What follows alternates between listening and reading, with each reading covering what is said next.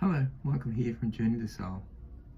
I might just do another little story this afternoon. The thunder's starting to happen and there's storms starting to come over the mountains, and that's all good.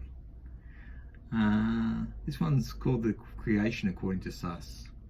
It was found in the Temple of Khnum, dating to the 2nd century AD. This is based on a very much earlier text originating in Suss, and attributes the creation that is that of Ra to Neith, the Gacha goddess of Suss. Neith is a very old Delta goddess, always represented as a woman with a bow and crossed arrows on her head or in her hands, and usually wearing the red crown of Lower Egypt.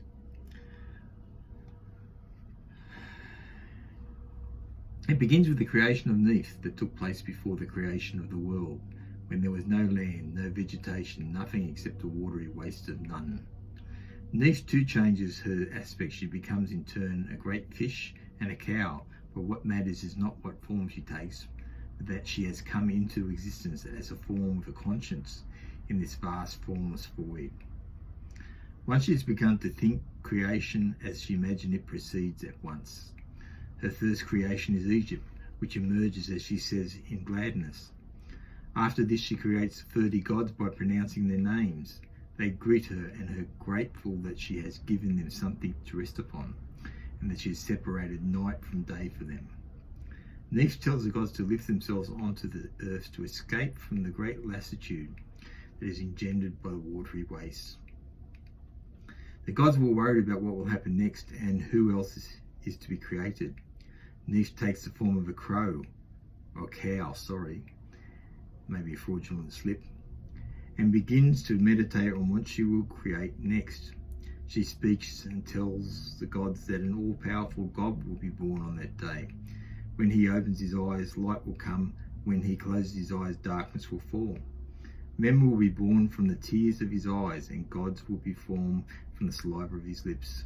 Neith promises that she will protect him and render him rigorous with her vigour. She foretells that his children will rebel against him, that they will be beaten in his name, as he is my son, and he will be the king of this country forever. His name will be Khepri in the morning, Atum in the evening, and he will be known as Ra forever. When Ra was born of Neith, he was placed in an egg, from which came the sacrosanct god Ra. His mother Neith called him to come to her, and he opened his eyes and the sun shone.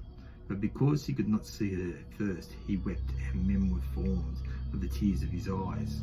Because there must always be a balance between good and evil, in the hour of the birth, Ra, a poppy was born, a serpent in whose heart was rebellion against Ra.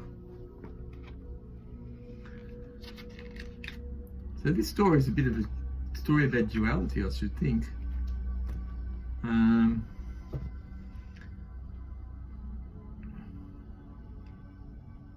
And in the context of the horrible things that have been happening today around the world, and they happen every day,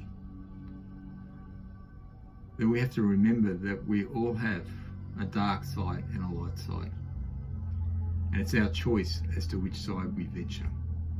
It's our choice as to what we decide to do in that moment. Are we going to follow the path of light, or the path of goodness, or the path of healing, or the path of respect towards others? Or are we going to fall into the darkness, which is usually guided by somebody else anyway? So this is the choices we have: to be the sun god, or to be a god of darkness. And what we create, we think we create, we know that. So in which realm will you dwell? Thank you. See you again, Michael.